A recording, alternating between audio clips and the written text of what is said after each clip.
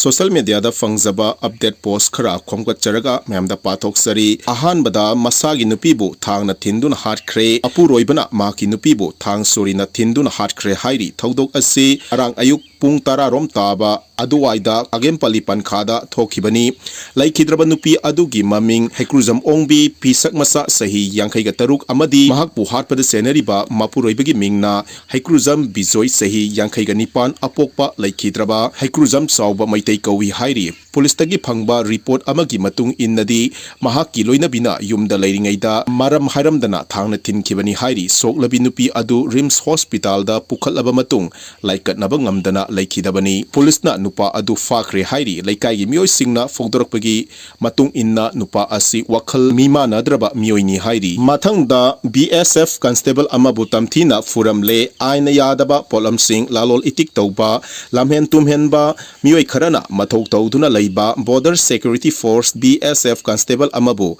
tamthina furamlaga masada loinaba nongmai amadi set munduna pukhre hairi thodok asi Tripura amadi Bangladesh ka tainaba kalem serada leiba gate number 196 manakta thokibani soklaba constable adugi maming bal kawi hairi Bangladesh lomdagi changlakpa lamhen tumhenba mioi singna mahakpu uwa amadi yot sizinaduna phurambani hairi thodok asiga mari leinana BSF official singi oiba awangba thaki wa khanakre hairi mathangda huranba nupa ama AC tharaga tumkhibadagi police na fakre huranba changluba nupa ama yum adugi ka manungda AC yawba oibadagi AC tharaga tumthakibadagi police na fare hairi thodok asi Uttar Pradesh ki Lucknow da thokibani police na pirakpa report amagi matung inna Varanasi da posting ta kiba Dr. Sunil Pandey kauba mioi amagi yum asi mi lainadana leibani hairi mi leitabagi tanja lauraga yumgi mamang thong phakairaba matung yum aduda pot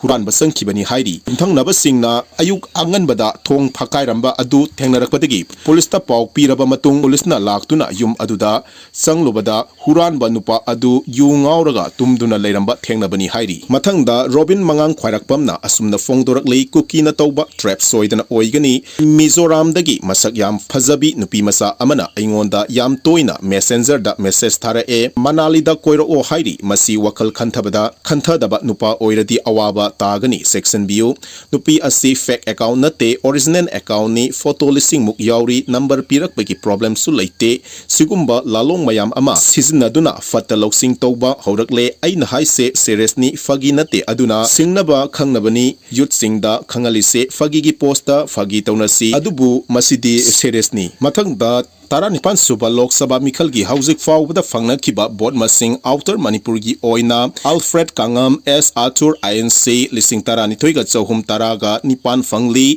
Alison Abomai IND Lising Aniga Sadret Tara Taro Kachui Timothy Zimik NPF Lising Kuntraga Sadret Tara Mga Fangli S. Ko John IND Gi Oina Lising Amaga Chamanga Marpuga Mari Fangli Inner Manipurgi Oina A. Bimol Congress ki A. Bimol na lising mariga chamanga hompuga nipan aduga TS Basanta BJP gina lising aniga chama pahal hompuga turuk phangli TI Hesor Athawale gina lising amaga chamanga fumanga phangli Tom Sanana nipu mapan phangli RK Somendro Singna chamaga kunmathoi phangli ai saratna bot masing taramari phangduna hauzik fawigi oina bot masing asumna leiri